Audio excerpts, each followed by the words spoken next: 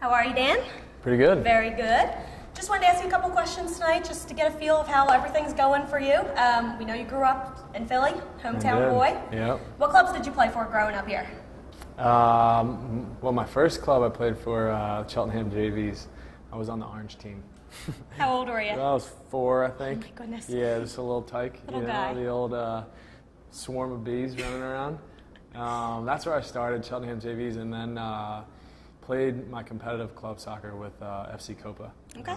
So I played with a lot of guys from, obviously, that have gone on and had pretty good careers. Played with Bobby Convey and Jeff Curtin and Brian Devlin. So we had a pretty good team. You did have a good team. Yeah. Very nice. How'd you like playing for Coach Norkie? Nork, he's a character. I love Nork. He was awesome. Him and Mike Hines, they coached us from, I guess when I joined the team, I was maybe 11 or 12, and I played with them until probably 21, 22 years old. Okay. So yeah, Long it was time. fun. It was awesome. Great Long experiences. time. What are some of your favorite memories? Probably I would have to say going to nationals. When we went to nationals, I think it was U17s maybe. Okay. Any and all experiences that we had in hotels. Those guys made it fun. Did you bed hop? Jump from one bed to the other? No, but Nork would bet little kids to run down the halls, and you know what? Actually, that story is pretty inappropriate. I'm not going to. We don't have to get into that one. Yeah, I'll keep that one PG. Would you change anything about your youth development? It's easy to look back, knowing that I guess the path that I took and I ended up becoming a professional player. I probably, if I could change it, would have focused a little bit more on soccer. On soccer. When I was growing up, I played basketball and baseball and football and track and tennis and everything. All over the place. I was all over the place. Which Drove I your think parents crazy, right? probably. I think they enjoyed it, but I'm sure it probably drove them a little nuts. But I know that probably helped me to become the type of athlete that I am. But I also know that I probably could have focused a little bit more on soccer and would have had I think probably a little bit more success maybe when I was a little bit younger. Okay. Can you tell us about your experiences at Chestnut Hill Academy and why you chose to go to school there?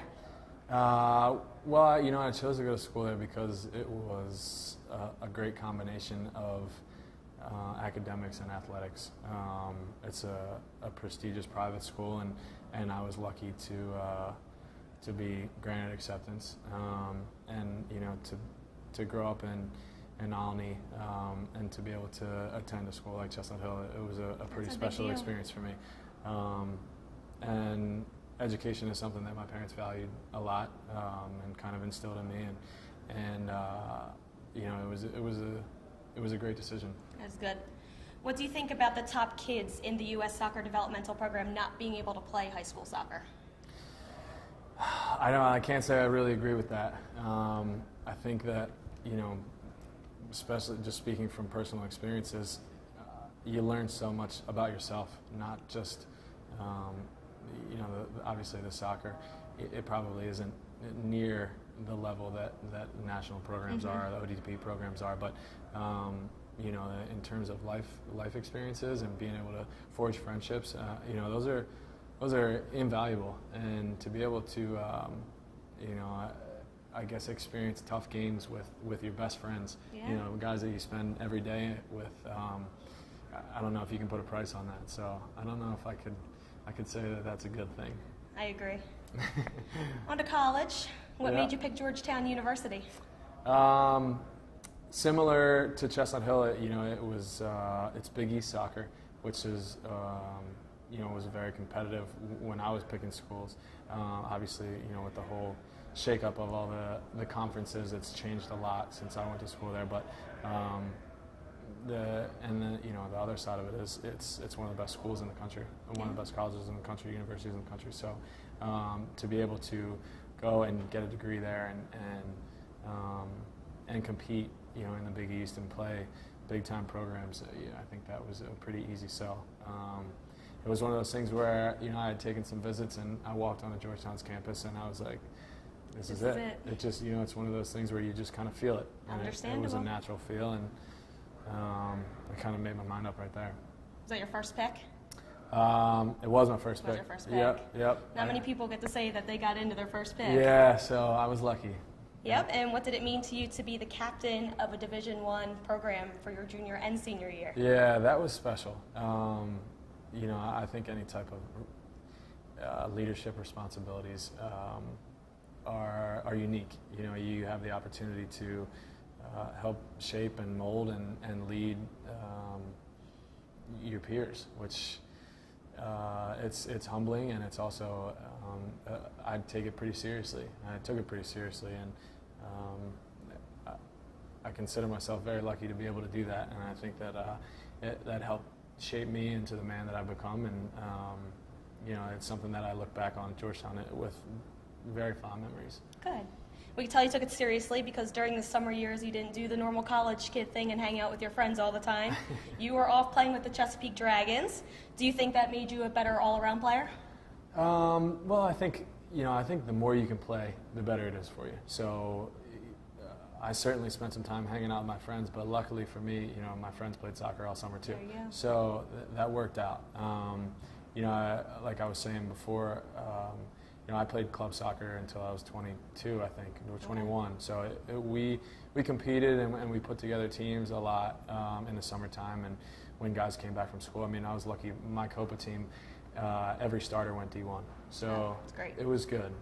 We had a good team, and luckily we all got along very well. So, playing as often as you can it's beneficial to especially in the college where the spring season is shortened and then you go away for over 3 months to be able to get on a ball and play and play in games. It's important. And you just completely answered my next question, so Ah, I'm going to skip sorry ahead. to No, lead you did ahead. great. Thank you. Made my job easier. Okay. Do you have any advice for today's players looking into college programs?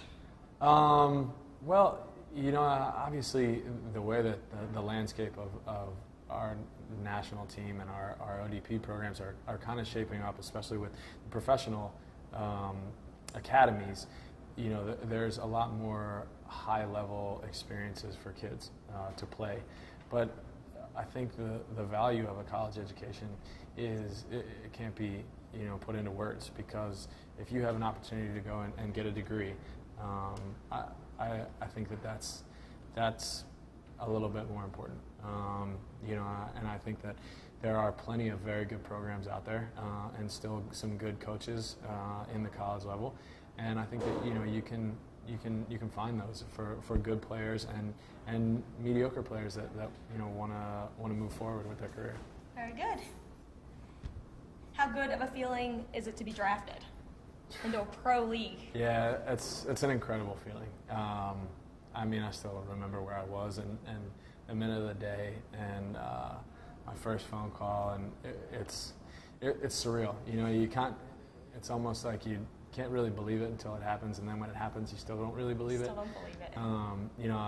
I think I got a phone call when I was drafted on a Wednesday, and I was on a flight to Ecuador on Sunday. So that was my introduction to a professional environment, and it was crazy. It all happens really fast, Yeah. and you don't really have time for it to sink in, but it's special. How was that plane ride? Long. Yeah, long and Couldn't wait hot. to get there. Was it hard being released by the Rapids? Yeah, that was a tough experience for me. Almost the opposite feelings at that point? Almost the opposite feelings. I had spent almost 4 years in Colorado, and at the time when I was released, I had come off of double surgery to a separated shoulder and a torn ACL meniscus. And I worked about as hard as I've ever worked in my entire life to get back into game shape to be able to play for the opener. And from surgery to the season opener, I was on the field again in 4.5 months after an ACL surgery. That's fast. It was probably not the smartest decision. A little too fast? It was probably too fast, but the kind of person I am, I'm about as Shows your competitive love for the game. as it gets. It was kind of an unfortunate time because I felt like I kind of got sped up to come back, and I don't know if, at the time the coach in the front office had really thought about future plans, and then realized that we had a roster crunch and I was released. And it was like, wow, Yeah. how is All this that hard happening work. right now? So it was pretty humbling. It was a Sure. gut shot for sure. Did that take part of why you decided to take a little break and retire in 2008? That was part of it. I had, a bunch of things going on, some personal issues that I felt carried more weight in my life. Okay. And, I really didn't feel comfortable not attending to those things. And there's certain priorities in life that are more important than soccer. And at that time, I felt like I needed to focus on those. On yourself. Yeah. You gotta put yourself first. Sometimes. you have to. Sometimes. And what made you come back? I couldn't stay away. Couldn't stay away? No, I couldn't find a job. So that college degree that you had. No, I'm just kidding. Me too.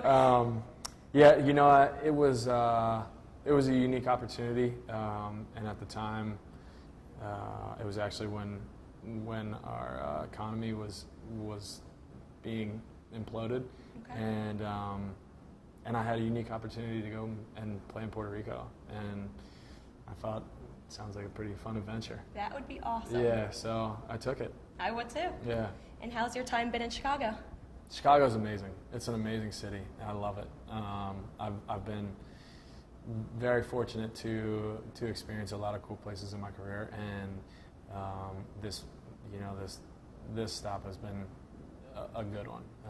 I've really enjoyed the locker room and the guys and the organization, and the fans and the city have just been so welcoming and accommodating, and it's a cool city. It's growing up in Philadelphia and growing up in a big city to go to another one that's unique and fun and alive as well. And clean. And clean. It's very so clean there. Yeah, it's a cool city. It's got a lot of good parts. It does.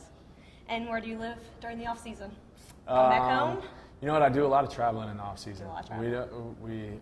Our off season is getting shorter and shorter, but I try and kind of take some trips with some family and friends, and I definitely spent some time in Philadelphia and usually over the holidays. So it's been it's a whirlwind, Sure. and especially for the month that we get now. So you got to kind goodness. of squeeze it all in. I know you have friends and family here waiting, so we're going to wrap things I up with do. you. I want to thank you so much. Of course. And You're have a very good welcome. night. Thank you. Thank you.